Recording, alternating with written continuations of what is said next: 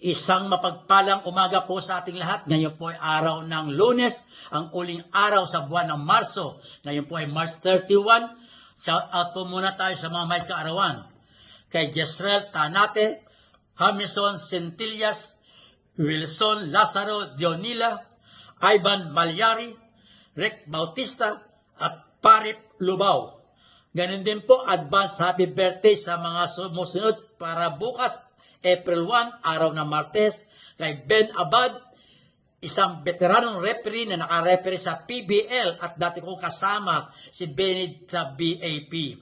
Kay Arnold Nuno Villanueva, Joshua Arenas Pedlawan, Arman Caringal Cerrado, Bernie Capili, Roberto, ganon din po kay Emelda Dalagan, dati kong kasama sa Bahamas na isa ng retired nurse, kay Jocelyn Pacaldo Coligan na ikaibigan namin matalik sa Jupiter, Florida, kay Samuel Chavez ng Barangay 702, Bon Nahus, Armando sa Valerio Benemerito na dati kong kasama sa BAP at kay Froilan Verdeflor III.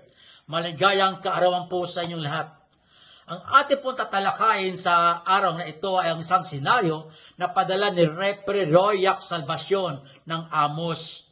Nagtanong siya, good po ba ito? Okay, isa-isahin po natin ang kanyang senaryo na idinulog. Okay, una, thrower in A1 is in his designated throw-in spot. Yung A1 daw, nasa throw-in spot na. Okay, nakatayo na sa doon. Then, number 2, referee blows his whistle and toss the ball to thrower in A1. Yung referee pumito na, hawak niya ang bola at itinos niya ang bola sa A1. Then, pangatlo, A1 did not catch the ball. Instead, he steps inside the court. Yung A1 po, hindi sinalo ang bola na tinos ng referee. Bagkus, pumasok siya sa loob ng court. Okay? At yung pang-apat, yung senaryo, sabi ni Royac, A2 steps out of bounds, retrieve the ball, and pass it to A1 who is already inside the court. Si A2, ang ginawa ng A2, siya ang pumasok, siya ang lumabas sa court, at siya ang kumuha ng bola at ipinasa ang bola sa A1 na nasa loob ng court. Okay.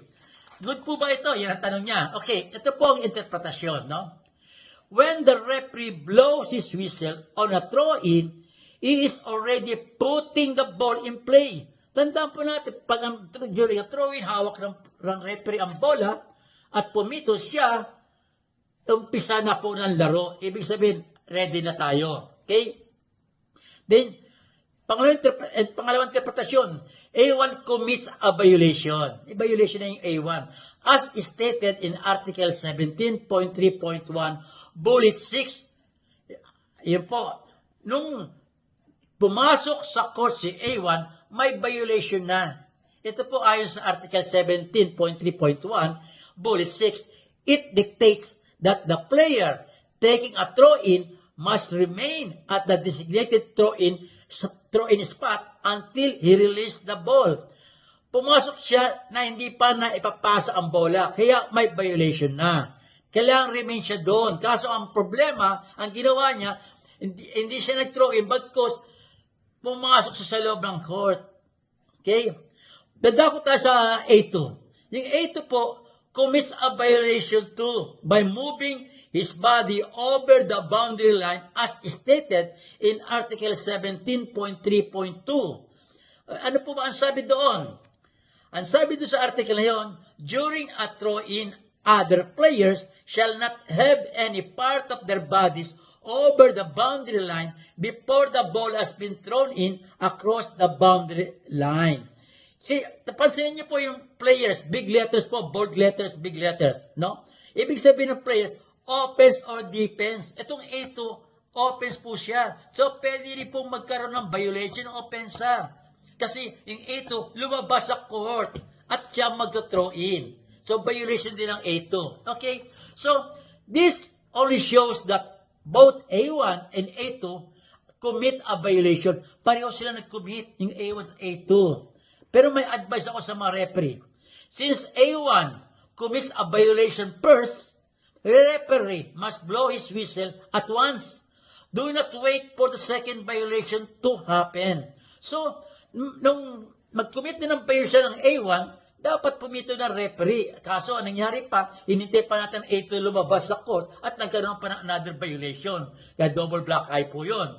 Okay? Ito pong ipinadalang senaryo ni Royak Salvacion ay almost related o kahawig doon sa OBRI Article 17 10. Ang sabi doon, as example, thrower in A1 receives the ball from the referee. A1 places the ball on the floor, after which the ball is taken by A2. Ang sabi doon, yung thrower A1, nakuha niya ng bola mula sa referee. Pero imbis na mag-inbound ang A1, ibinaba sa floor ang bola. At ang A2 lumabas sa court at siyang kumuha ng bola. Okay? Pero sa example na to, hindi malinaw kung yung A1 na binaba ang bola pumasok sa lubang court. Okay? Hindi malinaw. Pero ito, ang sabi sa interpretasyon, doon sa A2 ang violation. This is a violation by A2 for moving the body over the boundary line before A1 passes the ball over the boundary line. So yung paglabas ng A2 sa labas ng court, paglabas niya at sa kumuha ng bola, violation na po sa A2 kasi hindi siya allowed na mag-move ng kanyang katawan over the boundary line. Dapat ang A1 lang kasi ang A1 undesignated thrower in. Yan pong ating aralin sa araw na ito at naway huwag tayo manawang mag-like, mag-share, mag-follow at mag-subscribe sa aking YouTube channel. Hanggang sa muli, ito po ang iyong abang lingkod, former FIBA referee, Etok Kamarongan. Bye-bye!